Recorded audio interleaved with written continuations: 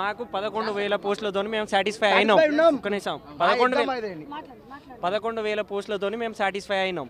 మాకు mega DSC ఏకపోయినా సరిపోతుంది అనుకున్నాం. వాళ్ళు ఏమన్నారు, అడ్జస్ట్ అయినాం, సర్దుకుపోయినాం. 25,000 పోస్టులు ఏమంటే వాళ్ళు ఏమన్నారు, సరే ఆ 11,000 పోస్టులు వేసిళ్ళు, మేము ఆ 11,000 పోస్టులతోనైనా మేము అడ్జస్ట్ అవుతా అని చెప్పినాం. కాకపోతే ఏంటంటే మాకు టెట్టుకును డిఎస్సి సిలబస్కు డిఫరెన్స్ ఉంటుంది, ఆ వేరియేషన్ డిఫరెన్స్ ఉంటుంది. మాకు టెట్ సిలబస్కును డిఎస్సి ఒక్క నిమిషం బ్రో టెట్ సిలబస్కును డిఎస్సి సిలబస్కు చాలా డిఫరెన్స్ ఉంటుంది. కాబట్టి మేము ఏమంటున్నామంటే మాకు కేవలం 3 నెలల సమయం ఇస్తే సరిపోతుంది.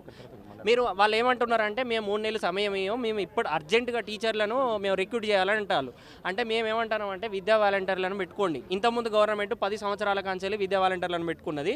ఇప్పుడు మీరు విద్యా వాలంటీర్లను పెట్టుకోండి, మాకు సమయం ఇవ్వండి. వాళ్ళు అట్లా కూడా ఏమంటారంటే విద్యా వాలంటీర్లను పెట్టుకుంటే మేము 2 నెలల్లో వాళ్ళని తీసేయలేము అని వాళ్ళు అంటారు. మేము మళ్ళీ మిమ్మల్ని తీసుకునే లోపు వాళ్ళని తీసేయలేము 2 నెలల్లో అని వాళ్ళు అంటారు. మాకు ఇప్పుడు పోస్టింగ్లు అవసరం లేదు, మాకు 3 నెలల సమయం ఇచ్చి నెక్స్ట్ అకాడమిక్ ఇయర్లోనే పోస్టింగ్లు ఇవ్వండి. మేము అట్లా కూడా చెప్పుకుంటాను, మాకు నెక్స్ట్ అకాడమిక్ ఇయర్లోనే పోస్టింగ్ ఇవ్వండి. వాళ్ళ సమస్యలు ఇప్పుడు మీ అందరి లెక్కనే వాళ్ళు కష్టపడి చదువుకొని ఉద్యోగాలు తెచ్చుకోవాలనుకుంటున్నారు. వాళ్ళ సమస్య కూడా మనం విందాము.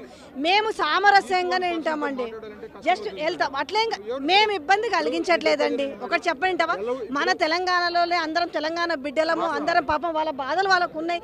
ఇప్పుడు ఇవాళ చూడండి, ఏ ఒక్కరన్నా మేము తప్పితే ఏ మెయిన్ స్ట్రీమ్ మీడియా అని వచ్చిందా అండి? ఇవాళ సోషల్ మీడియాలో తప్ప పాపం వీళ్ళు చేస్తున్నది, వీళ్ళు కూస్తున్నది సోషల్ మీడియాలో తప్ప మెయిన్ స్ట్రీమ్ మీడియాలో ఒక్కరు కూడా చూపిస్తున్నారు. ఏదో వాళ్ళు ఏదో అమ్మాయిలు సామరస్యంగా ఏదో చెప్పుకుంటే తీసుకొని మీకేమి ఇబ్బంది కలిపియమండి. మీరు కూడా జర ఇబ్బంది లేకుండా మాకు సపోర్ట్ చేయండి. మరి కాదండి, చెప్తామంటే ఒక్క నిమిషం అండి, చెప్తామంటే అరెస్ట్ చేసుకొని కాదు సురేష్, ఏంది చెప్పండి. ఇప్పుడు వీళ్ళు ఏమంటారంటే ఎవరో ఒకరితో లీడర్ ఉంటారు, వాళ్ళనే మాట్లాడియండి, ఎందుకు మిగతా అందరితో మాట్లాడిస్తారంటే మరి వాళ్ళు కూడా మీ లెక్క చదువుకొని ఉద్యోగాలు కొట్టాలనుకుంటున్నారు వాళ్ళే కదా, మరి ఎట్లా అని నేను అంటున్నాను. మరి ఆడ చెప్పనియకుండా ఈడా చెప్పనియకుండా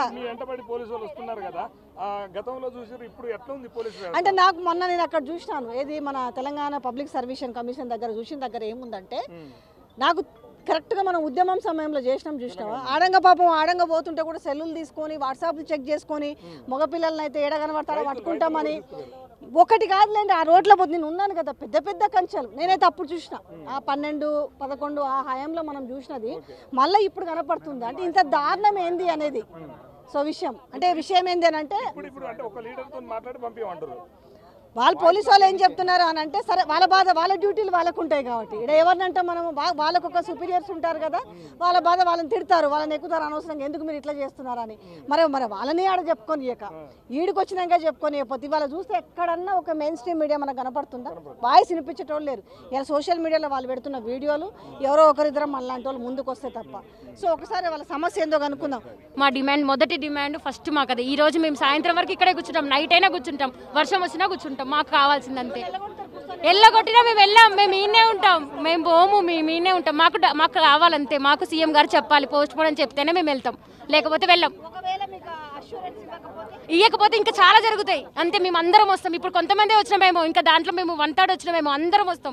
3 లక్షల మంది ఉంటాం కదా, అందరం దిగుతాం ఇక్కడికి అంతే. ఇంకా ఈసారి ఇంత సక్సెస్ అయింది, నెక్స్ట్ టైం ఇంకా అయిపోతుంది, అప్పుడు తెలుస్తుంది అందరికి. మొత్తం ముట్టడి చేస్తాం, మొత్తం రాష్ట్రం అంతా, మొత్తం హైదరాబాద్ అంతా, అన్ని డిస్ట్రిక్ట్ నుంచి వస్తాం. అప్పుడు తెలుస్తుంది ఎంతమంది స్టూడెంట్స్ ఉన్నారు, ఎంతమంది రాస్తున్నారు ఎగ్జామ్ అనేది తెలుస్తుంది సీఎం గారికి. అప్పుడు పోతుంది మా ఇంటి దగ్గర సమాచారం, అప్పటిదాకా పోదేమో. మా డిమాండ్ ఏం లే మేడం, అందరు చెప్తున్నదే. ఇంకా ఇంతగానం ప్రచారం అవుతున్నా కూడా మళ్ళీ డిమాండ్ ఏముంది మాది, ఎట్టు తిరిగి మాకు డిఎస్సికి 3 నెలల సమయం ఇవ్వాలి.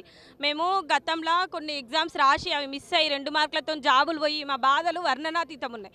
ఇంట్లో పేరెంట్స్ మొఖాలు చూస్తే మాకు ఏడుపు తప్ప ఏమొస్తలేదు. మేము ఇంకా ఎన్ని మీడియా ముందు మేము మొత్తుకోవాలి, ఇంకా సీఎం దాకా ఎందుకు పోతలేవు, ఎందుకు మా ఒక్కరి సమస్య ఎందుకు పరిష్కరిస్తలేరు చెప్పండి. ఇవాళ మా మీద ఎంతోమంది తల్లిదండ్రులు హోప్ పెట్టుకున్నారు, అందరు కూలీ బిడ్డలు, రైతు బిడ్డలు, మేస్త్రి పిల్లలు ఉండి వాళ్ళని కష్టపడి చదివిస్తున్నారు. మేము ఏం కావాలి, మేము చదువుకొని రోడ్లు ఎక్కనికేనా మేము ఈ ప్రజాస్వామ్య ప్రభుత్వంలో ఉంటున్నది? మాకు డిఎస్సికి సమయం మేము ఎందుకు అడుగుతున్నాం? మాకు హెవీ సిలబస్ ఉంది, సిలబస్ మ్యాచ్ కావట్లేదని కదా ఇంతగానో అడుక్కుంటున్నది. ఈ రోజుతోనైనా రేవంత్ రెడ్డి సార్ మా సమస్య మీరు తెలుసుకొని సమీక్షలు జరిపి మాతో జరుపుతారా, విద్యాశాఖతో జరుపుతారా, అక్కడ ఇంకేమన్నా సమీక్షలు జరుపుకుంటారో తెలియదు. మాకైతే పాజిటివ్గా రెస్పాండ్ కావాలి, మాకు 3 నెలల సమయం ఇవ్వాలి, ఇది మా డిమాండ్.